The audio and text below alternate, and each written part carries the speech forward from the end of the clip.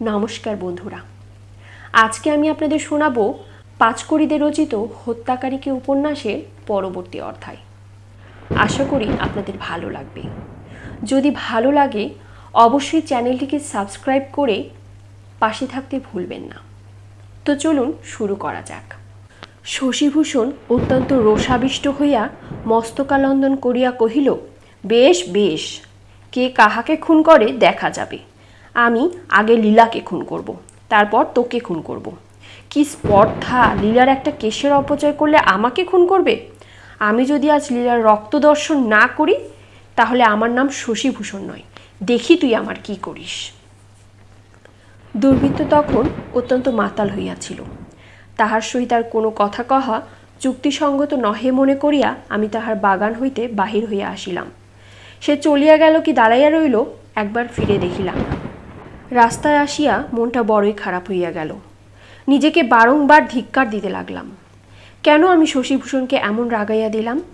এই রাগের মুখে হয়তো আজ মদনোক্ত পিশাচ অভাগিনী লীলাকে কতই না যন্ত্রণা দেবে। এতদিন এত সহিয়াছি, আজ কেন আমি এমন করিলাম? কি কুক্ষণে আজ আমি শশীভূষণের সহিত দেখা করিতে বাহির হইয়া গিয়াছিলাম। কেন আমি এমন সর্বনাশ করলাম? হায় হায়, আমি লীলার ভালো করিতে গিয়া অগ্রেই তাহার মন্দ করিয়া ফিরিলাম।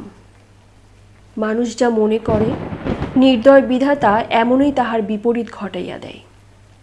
আমার মানসিক প্রবৃত্তি সমূহে তখন কেমন একটা গোলমাল পড়িয়া গেল। কি ভাবিতেছি, কি ভাবিতে হইবে, কি কহিল, এইসব তোলপাড় করিতে করিতে যেন আমি কতকটা আত্মহারা হইয়া গেলাম। সৌম্যশ্রী লীলার সুখ দুঃখ যে এখন এমন একটা দয়াশূন্য, ক্ষমাশূন্য, নিষ্ঠুরতম বর্বরের হাতে নির্ভর করিতেছে, এই চিন্তা প্রতিক্ষণে আমার হৃদয় সহস্র বৃশ্চিক দংশনের জ্বালা অনুভব করাইয়া দিতে লাগল। কি করিব আমি? কোনো উপায় নাই। নির্জন পথি মধ্যে প্রতি মুহূর্তে আমার বেশ স্পষ্ট অনুভব হইতে লাগিল যে নির্বিঘ্নে চিন্তা রাক্ষসী আমার হৃৎপিণ্ড শোষণ করিয়া রক্ত শোষণ করিতেছে। আমি মুর্মুষের ন্যায় গৃহে ফিরিলাম। হায়, পরদিন প্রভাতের সেই লোম হর্ষণ ঘটনার সে ভয়ঙ্করী স্মৃতির হাত হইতে আমি কি মরিয়া অব্যাহতি পাইব? তখন বেলা ঠিক 10টা। এমন সময় নরেন্দ্রনাথ ঊর্ধ্বশ্বাসে ছুটিয়া আসিয়া আমার ঘরে প্রবেশ করিল। দেখিলাম তাহার মুখ বিবর্ণ এবং দৃষ্টি উন্মাদের। মুখ চোখের ভাবে যেন একটা কোনো ভীষণতার ছায়া লাগিয়া রহিয়াছে। দেখিয়া শিহরিত হইয়া উঠিলাম। নরেন্দ্রনাথ দৃঢ় মুষ্টিতে আমার জামাটা ধরিয়া এমন করিয়া একটা টান দিল, আর একটু হইলে বা জামাটা অধিক দিনের পুরাতন হইলে তাহাতেই সেটা একবারে ছিঁড়িয়া যাইত। নরেন্দ্রনাথ ব্যাকুল কণ্ঠে কেবল বলিতে লাগিল, যোগেশদা, সর্বনাশ হয়েছে। যা ভেবেছিলাম তাই হয়েছে, একেবারে খুন। আর উপায় নাই যোগেশদা, এখন কি হবে? তুমি চলো, শীঘ্র ওঠো। এমন খুন সে। আমি বিস্ময় বিহ্বল চিত্তে দাঁড়াইয়া রইলাম। সেই মুহূর্তে একটা অনিবার্য বিমূঢ়তা আসিয়া আমার মস্তিষ্কে এমন পূর্ণরূপে অধিকার করিয়া বসিল যে আমি নরেন্দ্রের কথা কিছুতেই হৃদয় সঙ্গম করিতে পারিলাম না। আমি তাহাকে একান্ত উৎকণ্ঠিতভাবে জিজ্ঞাসা করিলাম, কি হয়েছে নরেন? আমি তোমার কথা কিছুই বুঝিতে পারিতেছি না। দেখিলাম নরেন্দ্রনাথের চক্ষু অশ্রুপূর্ণ। সে কাঁদিতে কাঁদিতে কহিল, সর্বনাশ হয়েছে যোগেশদা, লীলা নাই। শশীভূষণ কাল রাত্রে লীলাকে খুন করিয়াছে। পুলিশের লোক শশীভূষণকে গ্রেপ্তার করেছে। আর শুনিতে পাইলাম না। বজ্রাহতের ন্যায় সেইখানে নিঃসঙ্গ অবস্থায় পড়িয়া রইলাম। যখন কিছু প্রকৃতস্থ হইলাম, দেখি নরেন্দ্রনাথ পাশে বসিয়া আমার চোখ মুখের জলের ছিটা দিতেছে। আমি তাড়াতাড়ি উঠিয়া বসিয়া তাহাকে বলিলাম, আর কিছু করিতে হইবে না। সহসা এই ভয়ানক কথাটা শুনিয়াই, যাক, তুমি বলিতেছিলে না শশীভূষণকে পুলিশের লোক গ্রেপ্তার করেছে? নরেন্দ্রনাথ কহিল, তাহাকে অনেকক্ষণ চালান দিয়াছে। চালান দিতে শশীভূষণের উপরে বড় একটা জোর জবরদস্তি করতে হয় নাই। সে একটা আপত্তিও করে নাই, নিজেই ধরা দিয়েছে। হয়তো শশীভূষণের তখনও নেশার ঝোঁক ছিল। যাই হোক, তুমি এবার চলো যোগেশদা, এ সময়ে তোমার একবার যাওয়া খুবই দরকার, যদি কোনো একটা উপায় হয়। আমি কম্পিত কণ্ঠে, কম্পিত হৃদয়ে এবং অকম্পিত কলবরে ভীতিবিহ্বল ন্যায় জিজ্ঞাসা করিলাম, কোথায়? লীলাকে দেখতে? দাঁড়াও দাঁড়াও নরেন্দ্র, আমাকে একটু প্রকৃতস্থ হতে দাও। আমি বুঝিতে পারিতেছি না আমার বুকের ভেতর কি যেন হইতেছে। আমার ভাবভঙ্গি দেখিয়া নরেন্দ্রনাথ আমার মনের অবস্থা সম্যক বুঝিতে পারিয়াছিল। আমার কথায় সম্মত হইল সে, কিন্তু সে একান্ত অধীরভাবে আমার জন্য অপেক্ষা করিতেছে দেখিয়া আমি আর বিলম্ব করিলাম না, তখনই বাহির হইলাম। যথাসময়ে আমরা শশীভূষণের বাড়িতে যাই উপস্থিত হইলাম। সেখানে উপস্থিত হইয়া যাহা দেখিলাম এ কাহিনীর মধ্যে একান্ত উল্লেখযোগ্য হইলেও তাহা আমি বলিতে ইচ্ছা করি না, সেজন্য আমাকে ক্ষমা করবেন। এই হত্যা সম্বন্ধে শশীভূষণের বিরুদ্ধে যে সকল প্রমাণ সংগৃহীত হয়েছে তাহাতে সেই যে দায়ী সে সম্বন্ধে আর কাহারও কিছুমাত্র সন্দেহ নাই। গত রাত্রে উদ্যান মধ্যে আমার সহিত শশীভূষণের যে কথা হয়েছিল একজন দাসী তাহা শুনিয়াছে। সে নিজের জবানবন্দিতে আমাদের মুখনিসৃত প্রত্যেক কথারই পুনরাবৃত্তি করিয়াছে। প্রাতকালে লীলার মৃতদেহ বিছানার পাশে পড়িয়াছিল এবং তাহার বক্ষে একখানি ছুরিকা আমূল প্রথিত ছিল। সে ছুরিখানি শশীভূষণের নিজেরই ছুরি। অনেকেই সেই ছুরিখানি তাহার বৈঠকখানা ঘরে অনেকবার দেখিয়াছে। সেরকম ধরনের প্রকাণ্ড ছুরি সে গ্রামের মধ্যে আর কাহারও ছিল না। শশীভূষণের বিরুদ্ধে আরও একটা বিশেষ প্রমাণ পাওয়া গিয়াছে যে গতরাত্রে শয়নকালে তাহাদিগের স্ত্রী পুরুষের মধ্যে একটা অত্যাধিক বাগ্বিতণ্ডা হয়েছিল এবং শশীভূষণ তাহাকে অত্যাধিক প্রহার করিয়াছিল। লীলার কপালে একটা মুষ্টাঘাতের চিহ্নও ছিল। তাহা ডাক্তারি পরীক্ষায় এইরূপ স্থিরীকৃত হয় যে মৃত্যুর 2-1 ঘণ্টা পূর্বে তাহাকে সে আঘাত করা হইয়াছিল। এ সকল প্রতিপাদ্য প্রমাণ সত্ত্বেও সে যে স্ত্রী হন্তা তাহা শশীভূষণ তখনও স্বীকার করতে সম্মত নহে। সে অবিচলিতভাবে এখনও বলিতেছে সে সম্পূর্ণ নিরপরাধ। তাহাকে ফাঁসি দাও, মারো, কাটো, খুন করো, যা ইচ্ছা তাই করো, সেজন্য সে কিছুমাত্র দুঃখিত নহে। শশীভূষণ সর্বসমক্ষে এখনও স্বীকার করিতেছে যে সে তার পত্নীর প্রতি অত্যন্ত দুর্ব্যবহার করিত। মদের খেয়ালই তাহার একমাত্র কারণ, নতুবা সে তাহার স্ত্রীকে যথেষ্ট ভালোবাসিত। এক্ষণে লীলাকে হারাইয়া তাহার জীবন একান্ত দুর্বিষহ হইয়া উঠিয়াছে। জীবন ধারণে তাহার তিলমাত্র ইচ্ছা নাই। শশীভূষণের সকল কথা কতদূর সত্য তাহা বিবেচনা করিবার শক্তি আমার তখন ছিল না। আরও শুনিলাম আমার সহিত দেখা করিবার তাহার বড়ই আগ্রহ। যে কেহ তাহার সহিত দেখা করিতে যাইত তাহাকেই সে বিশেষ করিয়া বলিয়া দিত আমি যেন একবার যাইয়া তাহার সহিত দেখা করি। শশীভূষণের সহিত দেখা করিবার আমার ততটা ইচ্ছা ছিল না, কিন্তু তাহার এইরূপ বারংবার আগ্রহ প্রকাশে অনিচ্ছা সত্ত্বেও একদিন আমি তাহার সহিত সাক্ষাৎ করিতে গেলাম। নিজের হাজত ঘরে আমাকে উপস্থিত দেখিয়া শশীভূষণ অত্যন্ত আহ্লাদিত হইল। আমার উপদেশ অগ্রাহ্য করিয়াছে বলিয়া আরও আমার সহিত যে সমুদয় অন্যায় ব্যবহার করিয়াছে তাহার উল্লেখ করিয়া বারংবার আমার নিকটে অশ্রু সংরুদ্ধ কণ্ঠে ক্ষমা প্রার্থনা করিতে লাগিল। তাহার পর বলিল, ভাই যোগেশ, তুমি আমাকে ক্ষমা করিলে, কিন্তু অভাগিনী লীলা কি এমন নরকের কীটকে কখনো ক্ষমা করিবে? আমি আজ আমার পাপের ফল পাইলাম। ধর্মের বিচার অব্যাহত। আজ না হোক 2 দিন পরে নিশ্চয়ই সকৃত পাপ পুণ্যের ফলভোগ করিতে হইবে। কেহই তাহার হাত এড়াইতে পারে না। আমি লীলার প্রতি যে সকল নিষ্ঠুরাচরণ করিয়াছি বোধ করি কোনো কঠোর রাক্ষসেও তাহা পারে না। আমি মনুষ্য নামের একান্ত অযোগ্য। আমার ন্যায় মহাপাপীর নাম এ জগৎ হইতে চিরকালের জন্য মুছিয়া যাওয়াই ভালো। ভাই যোগেশ, আজ সকলেই বিশ্বাস করিয়াছে আমি লীলার হত্যাকারী। তুমিও যে এরূপ বিশ্বাস করো নাই তাহাও নহে। জগতের সকলেরই মনে আমার মহাপাপের প্রায়শ্চিত্ত স্বরূপ এই ধারণা। এই বিশ্বাস চিরন্তন অটুট এবং অটল হইয়া যাক, বরং তাহাতেই আমি খুশি। কিন্তু যোগেশ, তুমি যেন আর সকলের মতো তাহা মনে করিও না। এই কথা বলিবার জন্যই আমি তোমার সহিত দেখা করিতে এত উৎসুক হইয়াছিলাম। আমার সত্য নাই, ধর্ম নাই, এমন কিছুই নাই যাহা সাক্ষ্য করিয়া স্বীকার করিলে তুমি কিছুমাত্র বিশ্বাস করিতে পারো। আমি ধর্ম বিচ্যুত, মনুষ্যত্ব বিসর্জিত, জগতের অকল্যাণের পূর্ণ প্রতিমূর্তি। আমার কথা কে বিশ্বাস করিবে? ভাই যোগেশ, তুমি তাই অবিশ্বাস করিও না। তাহা হইলে মরিয়াও আমার সুখ হইবে না। এ জগতে এমন একজন থাক, সে যেন জানে আমি একটা মহাপাপী ছিলাম বটে, কিন্তু শ্রীহন্তা নই। বলিতে বলিতে শশীভূষণের কণ্ঠ কম্পিত এবং বাকরুদ্ধ হইয়া আসিতে লাগিল। সে দুহাতে মুখ চাপিয়া বালকের ন্যায় কাঁদিতে লাগিল। বলিতে কি তাহার সেই সকরুণ অবস্থা আমার মর্মভেদ এবং সহানুভূত আকর্ষণ করিয়াছিল। অনেক করিয়া তাহার পর আমি তাহাকে শান্ত করিয়া জিজ্ঞাসা করিলাম, শশীভূষণ, এ পর্যন্ত যাহা ঘটিয়াছে তুমি অকপটে সব আমাকে বলো। কোনো কথা গোপন করিতে চেষ্টা মাত্র করিও না, যদি এই দুঃসময়ে আমি তোমার কোনো উপকারে আসতে পারি। শশীভূষণ বলিল, আমি প্রভাতে উঠিয়া প্রথমেই দেখিলাম লীলা রক্তাক্ত হইয়া আমার বিছানোর পাশে পড়িয়া রহিয়াছে। ধরিয়া তুলিতে গেলাম, দেখিলাম দেহে প্রাণ নাই। দেখিয়াই আমার বুকের রক্ত স্তম্ভিত হইয়া গেল।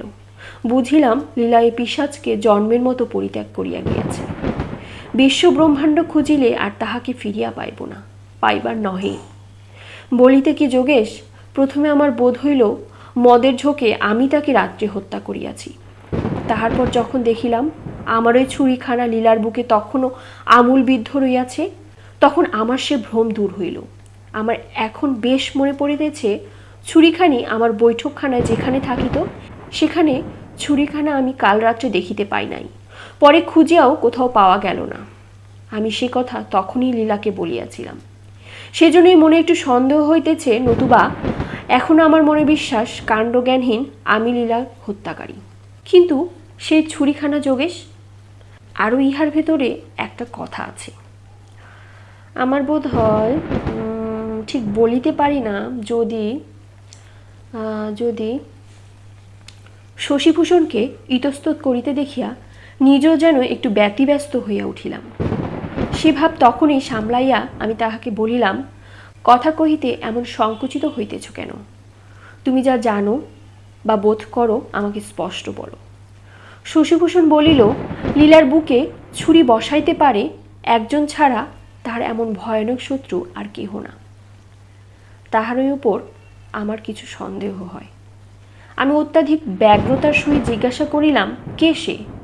প্রকাশ করো নাই কেন? শশীভূষণ অনুচ্চ স্বরে বলিল, তুমি তাহাকে জানো, আমি মোক্ষদার কথা বলিতেছি। যেদিন আমার বিবাহ হইয়াছে সেদিন হইতে মোক্ষদা ভিন্ন মূর্তি ধারণ করিয়াছে। কি যেন একটা হতাশায় সে যেন একেবারে মরিয়া হইয়া উঠিয়াছে। অনেকবার সে আমাকে শাসিত করিয়া বলিয়াছে, ইহার ফল তোমাকে ভোগ করিতে হইবে। আমি যে সে নই, তবে আমার নাম মোক্ষদা। এক বাণে কেমন করিয়া দুই পাখি মারতে হয় আমা হইতে তা একদিন তুমি দেখিতে পাইবে। শশীভূষণ আবার দুই হাতে দুই চক্ষু আবৃত করিয়া কাঁদিতে লাগিল। আমি অতিশয় চকিত হয়ে উচ্চ কণ্ঠে বলিলাম, অসম্ভব, তাহা কি কখনো হয়? অনুতাপদগ্ধ শশীভূষণ বলিল, তাহা না হইলেও আমি তোমাকে বিশেষ অনুনয় করিয়া বলিতেছি, লীলার প্রকৃত হত্যাকারীকে যাহাতে তুমি সন্ধান করিয়া বাহির করিতে পারো, সেই জন্য যথেষ্ট চেষ্টা করিবে। যাহার পর মুখ হইতে হাত নামাইয়া তাহার অশ্রুসিক্ত করুণ দৃষ্টি আমার মুখের উপর স্থাপন করিয়া বলিতে লাগিল, ভাই যোগেশ, তুমি মনে করিতেছ আমার নিজের জন্য তোমাকে আমি এমন অনুরোধ করিতেছি। তাহা ঠিক নয়। আমার ফাঁসি হোক আর না হোক, সেজন্য আমি কিছুমাত্র চিন্তিত নহি। একদিন তো সকলকেই মরিতে হইবে, তা 2 দিন আগে আর পরে। কিন্তু যোগেশ, যখনই মনে হয় লীলার হত্যাকারী তাহার এই নৃশংসতার কোনো প্রতিফল পাইবে না। বলিতে বলিতে শশীভূষণের অশ্রুময় দৃষ্টি সহসা মেঘকৃষ্ণ রাত্রের তীব্র বিদ্যুৎ অগ্নির ন্যায় ঝলসিয়া উঠিল এবং এমন দৃঢ়রূপে সে নিজের হাত নিজের মুষ্টিবদ্ধ করিয়া ধরিল যে হাতের কবজিতে নখগুলো বিদ্ধ হইয়া রক্তপাত হইতে লাগিল।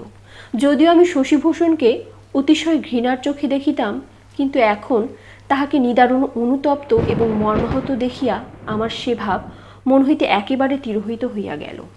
শোকার্ত শশীভূষণের সেই কাতরতায় আমি আর স্থির থাকিতে পারিলাম না। বলিলাম, শশীভূষণ, যেমন করিয়াই পারি তোমার নির্দোষিতা সপ্রমাণ করিব।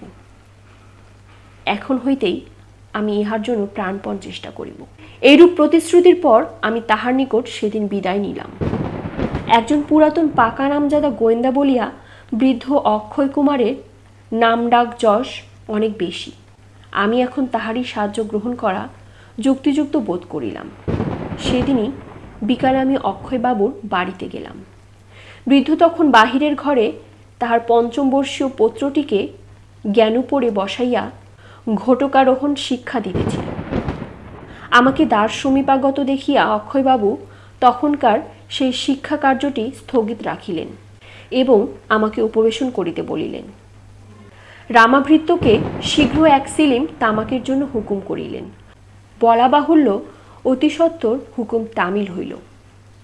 তাহার পর বৃদ্ধ ধূমপানে মনোনিবেশ করিয়া একটির পর একটি করিয়া ধীরে ধীরে আমার সকল পরিচয় গ্রহণ করিতে লাগিলেন। পরে আমি শশীভূষণ সংক্রান্ত সমুদয় ঘটনা তাহাকে বুঝাইয়া বলিলাম এবং স্বীকার করিলাম শশীভূষণকে নির্দোষ বলিয়া সপ্রমাণ করিতে পারিলে আমি তাহাকে 1000 টাকা পুরস্কার দিব। অক্ষয়বাবু অত্যন্ত মনোযোগের সহিত আমার কথাগুলো শুনিলেন। শুনিয়া অনেকক্ষণ হইয়া কি যেন ভাবিতে লাগিলেন। আমাকে কিছু বলিলেন না বা কোনো কথা জিজ্ঞাসাও করিলেন না। তাহাকে সেইরূপ অত্যন্ত চিন্তিতের ন্যায় নীরবে থাকিতে দেখিয়া শেষে আমি বলিলাম, কিছু জিজ্ঞাসা করিবার থাকে বলুন। আমার মনে স্থিরতা নাই।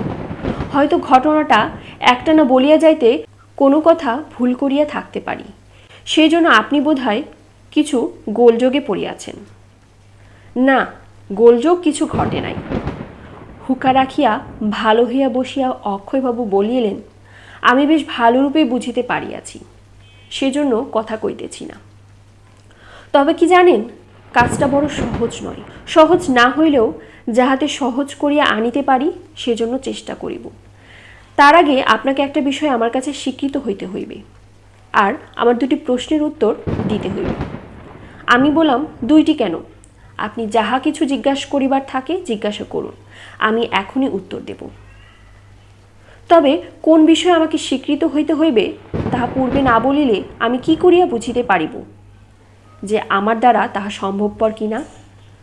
আমার দ্বারা যদি সে কাজ হইতে পারে এমন আপনি বোধ করেন, তাহা হইলে তাহাতে আমার অন্যমত নাই জানিবেন। সে কথা মন্দ নয় বলিয়া অক্ষয়বাবু একটু ইতস্তত করিলেন। তাহার পর বলিলেন, আমি যে বিষয়ে আপনাকে স্বীকৃত হইতে বলিতেছি তাহা এমন কিছু নহে। আপনি মনে করিলেই তাহা পাবেন। আজকালকার যে বাজার পড়িয়াছে তাহাতে যে সেটা নিতান্ত অনাবশ্যক তাহা নহে। আপনি যে 1000 টাকা পুরস্কার স্বরূপ দিতে চাহিতেছেন, সেইটা এমন একটা লেখাপড়া করিয়া যে কোনো একজন ভদ্রলোকের নিকট আপনাকে গচ্ছিত রাখিতে হইবে। পরে যদি আমি কৃতকার্য হইতে পারি সে টাকা আমি তাহার নিকট হইতে গ্রহণ করিব। আপনার কোনো দাবি দেওয়া থাকবে না। আমি সম্মত আছি, ইহাতে আমার অমত কিছু নাই। এখন আপনার প্রশ্ন 2টি বলুন। 3। প্রথম প্রশ্নটা হচ্ছে, ঠিক কথা বলিবেন, গোপন করিলে কোনো কাজ হবে না। শশীভূষণ যে নির্দোষ একথা আপনি বিশ্বাস করেন? আমি, নিশ্চয়ই। আমি তার দুশ্চরিত্রের জন্য তাহাকে অন্তরের সহিত ঘৃণা করে থাকি। যদি তাহাকে এই হত্যাপরাধে দোষী বলিয়া তিলমাত্র আমার মনে সন্দেহ থাকিত, তাহা হইলে তাহার মুক্তির জন্য একটি আঙ্গুলি সঞ্চালন করা দূরে থাক, তখনই আমার হাত কাটিয়া ফেলিয়া দিতাম।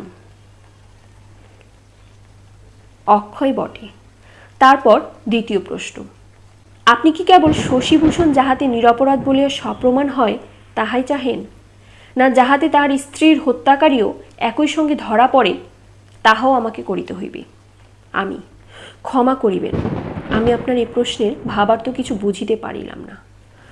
অক্ষয়, ইহাতে না বুঝিতে পারিবার কিছু নাই, একটু ভাবিয়া দেখিলেই বেশ বুঝিতে পারবেন। আমি আপনাকে বুঝাইয়া বলিতেছি। কথাটা কি জানেন, প্রকৃত হত্যাকারীকে ধৃত করা বড় সহজ কাজ নহে, এবং আমি মনে করিলেই সে আসিয়া ধরা দিবে না। বড় শক্ত কাজ।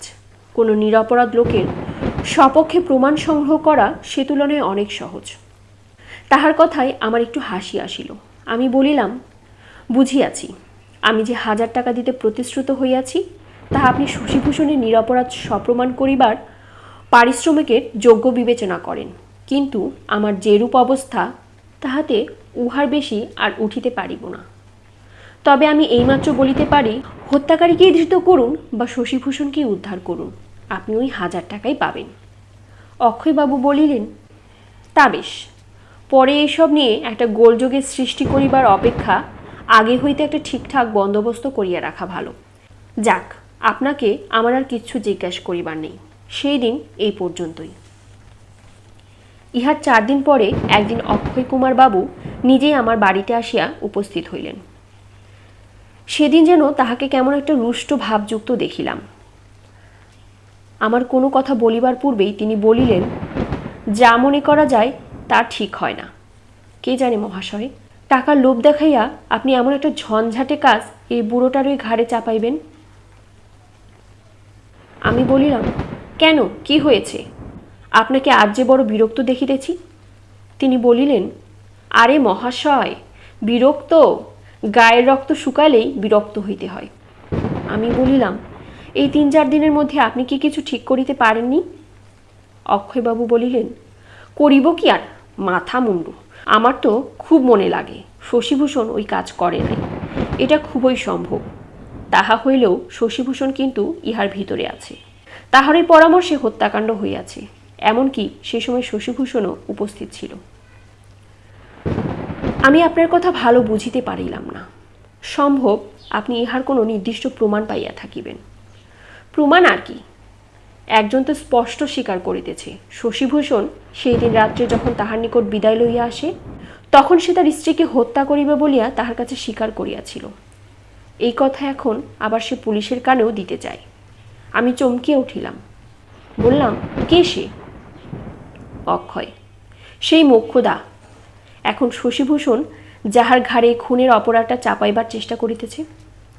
বোধহয় তুমি এখনো শোনো নাই, সেই হত্যারাত্রে মোক্ষদাও শশীভূষণের বাড়ি পর্যন্ত তার পিছনে পিছনে এসেছিল।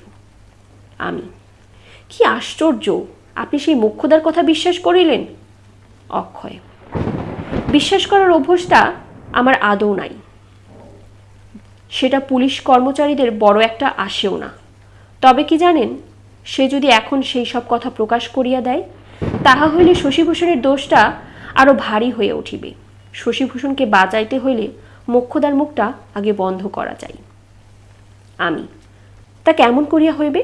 এসব পুলিশের হাঙ্গামে জড়াবার ভয়ে যদি না সে নিজে চুপ করে, তবে আমরা কেমন উপায়ে তাহার মুখ বন্ধ করিব?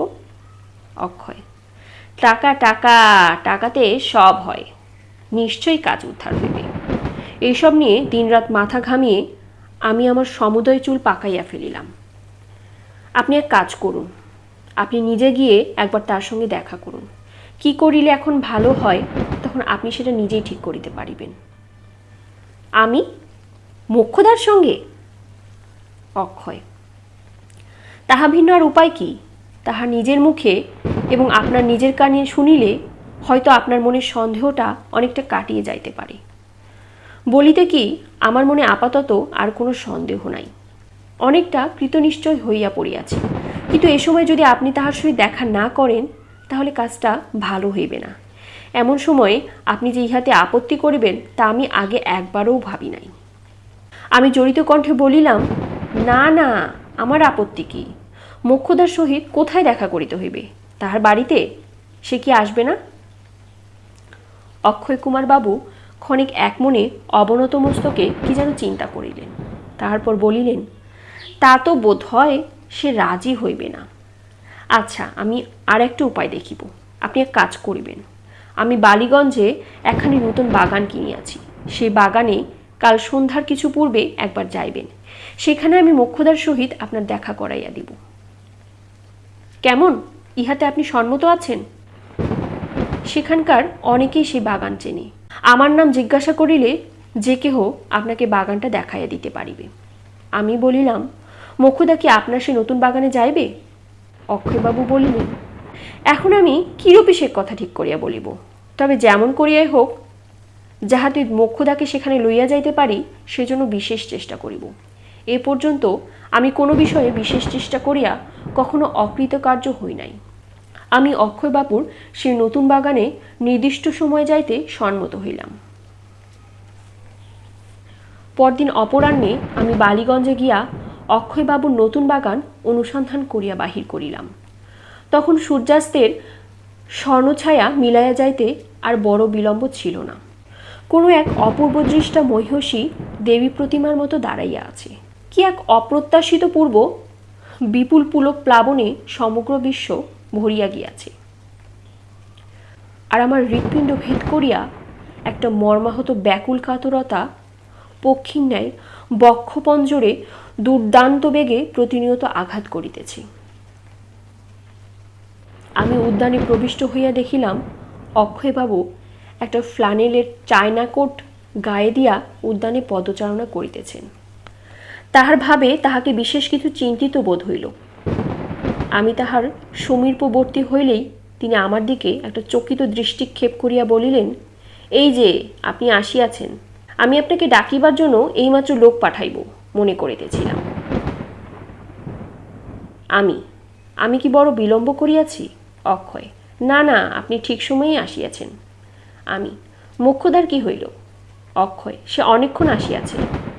এই বলিয়া অক্ষয়বাবু একটা দ্বিতল বাড়ির দিকে অঙ্গুলি নির্দেশে আমাকে বুঝাইয়া দিলেন যে তন্মধ্যে তখন মোক্ষদা অবস্থান করিতেছে। বাড়িখানি উদ্যানের মধ্যে।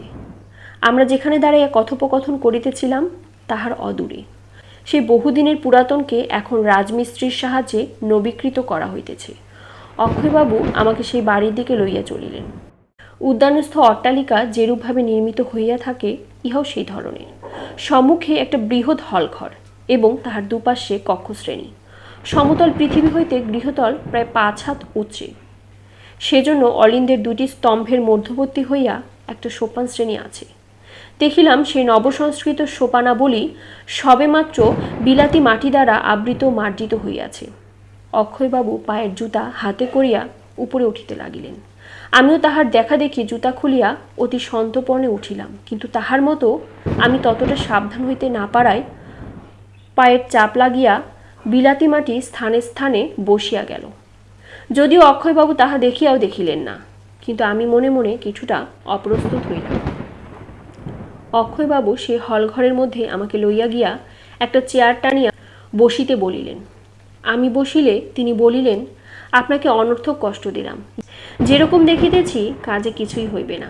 মোক্ষদা একেবারে মরিয়া হইয়া উঠিয়াছে। সে কিছুতেই কর্ণপাত করে না। শশীভূষণের ওপর তাহার অত্যন্ত রাগ। শশীভূষণ তাহার অধঃপতনের মূল কারণ।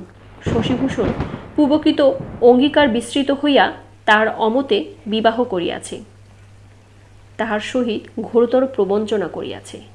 এইসব কারণে শশীভূষণের ওপর মোক্ষদার নিদারুণ ঘৃণা। এমনকি তাহাকেও যদি শশীভূষণের সহিত ফাঁসির দড়িতে ঝুলিতে হয় সে রাজি আছে, কিন্তু কিছুতেই সে নিরস্ত হবার পাত্রী নয়। আপনি যে তাহাকে কোনো রকমে বাগ মানাইতে পারিবেন সে বিশ্বাস আমার আর নাই। দেখুন চেষ্টা করিয়া, দেখিতে ক্ষতি কি আছে। আমি তাহাকে পাঠিয়া দিতেছি। এই বলিয়া অক্ষয়বাবু উপরে উঠিয়া গেলেন। অনতিবিলম্বে মোক্ষদা নামিয়া আসিল। আমি তাহাকে আর কখনো দেখি নাই। ইতিমধ্যে বর্ণনার দ্বারা অক্ষয়বাবু আমার ধারণা পটে মোক্ষদার চিত্র যেমনভাবে অঙ্কিত করিয়াছেন, এখন মোক্ষদাকে প্রত্যক্ষ করিয়া এবং তাহার ভাবভঙ্গিতে তাহা যথার্থ বলিয়া অনুমিত হইল। পরে কথাবার্তায় আরও বুঝিলাম শশীভূষণ তাহার সহিত অত্যন্ত অসৎ ব্যবহার করায় সে অবধি সে তাহাকে অতিশয় ঘৃণা করে। সেই রাক্ষসী ঘৃণার নিকটে শশীভূষণের মৃত্যুটা এখন একান্ত প্রার্থনা প্রায় হইয়া উঠিয়াছে। এমনকি আমি শশীভূষণের দিকে টানিয়া তুই একটা কথা বলাতে তাহার দৃষ্টিতে আমার উপরেও যেন সামান্য ঘৃণার লক্ষণ প্রকাশ পাইল। বোধহয় যদি শশীভূষণের হইয়া আমি আরও কিছু বাড়াবাড়ি করিতাম, তাহা হইলে সেই লক্ষণটা অনতিবিলম্বে তাহার মুখ দিয়া বর্ষিত হইতে দেখিতাম। তাহাতেই আমি বুঝিলাম তাহার সেই ঘোরতর ঘৃণা তখন সীমাতিক্রম করিয়া একটা অদম্য এবং অবার্থ ক্রোধে পরিণত হইয়াছে, এবং তাহা একান্ত আন্তরিক এবং একান্ত অকপট। কিছুতেই মোক্ষদা বশীভূত হইবার নহে। তখন সে আমাদিগের চেষ্টার বাহিরে অনেক দূরে গিয়া দাঁড়াইয়াছে। সে পতিতা ও বেশ্যা হইলেও তথাপি আমি তাহার 2টি হাত ধরিয়া অনেক বুঝাইলাম, অনেক চেষ্টা করিলাম। আশ্চর্য, কিছুতেই আমি তাহার মতের এক তিল পরিবর্তন করিতে পারিলাম না। সে হাত ছড়াইয়া সরিয়া দাঁড়াইল এবং অতি দ্রুত পদে আমার দৃষ্টিসীমার বহির্ভূত হইয়া গেল। দেখিলাম বিপদ অনুত্তীর্য। মোক্ষদা চলিয়া গেলে অক্ষয়বাবু পুনরায় আমার কাছে আসিয়া বসিলেন এবং জিজ্ঞাসা করিলেন, এখনও কি আপনি শশীভূষণকে নির্দোষ বলিয়া বিশ্বাস করেন? এই বলিয়া তিনি আমার মুখের দিকে একবার তীক্ষ্ণ দৃষ্টি নিক্ষেপ করলেন। তাহার কথার ভাবে এবং দৃষ্টিপাতে বুঝিলাম তিনি অন্তরালে দাঁড়াইয়া সকলই শুনিয়াছেন, সকলই দেখিয়াছেন। বলিলাম, হ্যাঁ, এখনও আমার বিশ্বাস নিশ্চয়ই শশীভূষণ নির্দোষ। আমার বিশ্বাস অভ্রান্ত। আপনি কি বিবেচনা করেন? আমার বোধ হয় মোক্ষদার কথা সর্বতোভাবে মিথ্যা। ইহাতে এমন আমার মুখের কথা কাড়িয়া লইয়া তিনি বলিলেন, কিছুই নাই যাহা বিশ্বাস্য। বেশ, সেটা আমি আরও একবার ভালো করিয়া ভাবিয়া দেখিব। ভালো বুঝি কেসটা নিজের হাতে রাখিব, নয় ছাড়িয়া দিব। আপনি অপর কোনো উপযুক্ত ডিটেকটিভের সহিত বন্দোবস্ত করিবেন। যাক সে কথা। কাল আপনার বাড়িতে কখন গেলে আপনার সহিত নিশ্চয়ই দেখা হইবে, বলুন দেখি। আমি। আপনি কখন যাইবেন বলুন, সে সময় আমি নিশ্চয়ই বাড়ি থাকিব। অক্ষয়। বেলা 3টা পর। আমি। আচ্ছা। আমি অক্ষয়বাবুর নতুন বাগান হইতে বাহির হইয়া গেলাম। কি একটা লোক অনতি দূরস্থ একটা গাছের পাশে তথাকার সীমাবদ্ধ ছায়ান্ধকারের মধ্যে নিজেকে প্রচ্ছন্ন করিবার চেষ্টা করিতেছে। আমি সেদিকে আর দৃষ্টিপাত না করিয়া সেই জনমানবশূন্য গ্রামপথের বিপুল নিস্তব্ধতা নিজের পদশব্দে কম্পিত করিতে করিতে গৃহাভিমুখে চলিলাম। কিছু দূর আসিয়া আমি একবার পশ্চাতে চাহিয়া দেখিলাম সেই লোকটাই অনেক তফাতে আসিতেছে। একবার একটু মনে সন্দেহ হইল, তাহার পর মনে করিলাম হয়তো তাহারও এই গন্তব্যপথ। তাহার পর যখন আমি আমার বাড়ির সম্মুখবর্তী হইলাম, তখনও সেই লোকটাকে দেখিতে পাইলাম, কিন্তু এবার তাহাকে আমার পশ্চাতে দেখিলাম না। সে কখন কোথা দিয়ে আসিয়া আমার বাড়ি ছাড়াইয়া আরও 3-4খানা বাড়ি পরে একটা গলিপথের ধারে দাঁড়াইয়া আছে এবং আমার দিকে বিশেষরূপে লক্ষ্য করিতেছে। তখন বুঝিলাম সে আমাকেই অনুসরণ করিয়া আসিয়াছে। অবশ্য লোকটার কোনো একটা উদ্দেশ্য আছে। সন্ধ্যার অস্পষ্ট অন্ধকারে যতদূর দেখতে পারা যায় দেখিলাম, আকৃত বেশভূষায় তাহাকে ভদ্রলোক বলিয়া বোধ হয় না। ভদ্র বা ইতর যেই হোক, লোকটা কে? লোকটার উদ্দেশ্যই বা কী? সন্দেহে মনটা কিছুটা চঞ্চল হইয়া উঠিল। মনে করিলাম তখন নিজের বাড়িতে না যাইয়া আরও খানিকটা এদিক ওদিক করিয়া লোকটাকে তফাত করিয়া দিই। অনেক রকম দুর্ভাবনায় মনটা তখন অত্যন্ত পীড়িত ছিল। সুতরাং মনের ইচ্ছা মনেই রহিয়া গেল। আমি দ্রুত পদে বাড়ির মধ্যে প্রবেশ করিলাম এবং পরক্ষণে এই ক্ষুদ্র ঘটনা আমার মন হইতে একেবারে অপসৃত হইয়া গেল। পরদিন বেলা ঠিক 3টা বাজিবার মুখে অক্ষয়বাবু আমার বাড়িতে আসে উপস্থিত হইলেন। সেদিন দেখিলাম তিনি অত্যন্ত ব্যতিব্যস্ত এবং তাহার মুখ সহাস্য। দেখিয়া বোধ হইল আজ তিনি যেন রাশি রাশি প্রয়োজনীয় সংবাদে কুলে কুলে পূর্ণ হইয়া উঠিয়াছেন। আমাকে সজোরে টানি একটি চেয়ারে বসাইয়া বলিলেন, বসুন মহাশয়, বসুন, ব্যস্ত হইবেন না। তাহার এরূপ আগ্রহ অভ্যর্থনায় বোধ হইল যেন সেটি আমার বাড়ি নহে, আমি তাহার সহিত দেখা করিতে তাহার বাড়িতে উপস্থিত হইয়াছি। সে যাহাই হোক, আমি উত্তেজিত কণ্ঠে বলিলাম, এবার বোধ হয় আপনি এই কেসটার কোনো কিছু একটা কুলকিনারা করতে পেরেছেন। তিনি বলিলেন, হ্যাঁ, সাহস করে বলতে পারি এখন কেসটাকে ঠিক আমার মুঠের ভিতরে আনিতে পারিয়াছি। বড়ই আশ্চর্য ব্যাপার। আমার মতো বিচক্ষণ ডিটেকটিভের হাতে যত কেস আসিয়াছে, একটি ছাড়া এমন আশ্চর্যজনক কোনোটি নহে। যে বয়স আমার, তাতে বিচক্ষণ বিশেষণটার আমার কিছু অধিকারও থাকতে পারে। কি বলেন? কাল মোক্ষদার সহিত আপনার কথাবার্তায় কেসটা একেবারে পরিষ্কার হইয়া গিয়াছে, আর কোনো গোল নাই। বলিতে কি, মোক্ষদা মেয়েটি ভারী ফিচেল, ভারী চালাক। যদি তাকে কোনো থিয়েটারে দেয়া যায়, সে শীঘ্রই একটা বেশ নামজাদা অ্যাক্ট্রেস হতে পারে। আমি শ্রুতিমাত্র বিস্মিত হইয়া বলিলাম, কেন?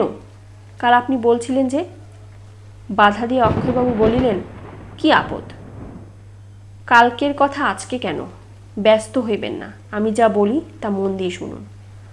আপনার নব্য বয়স, রক্ত গরম, সুতরাং ধৈর্যটি অত্যন্ত কম।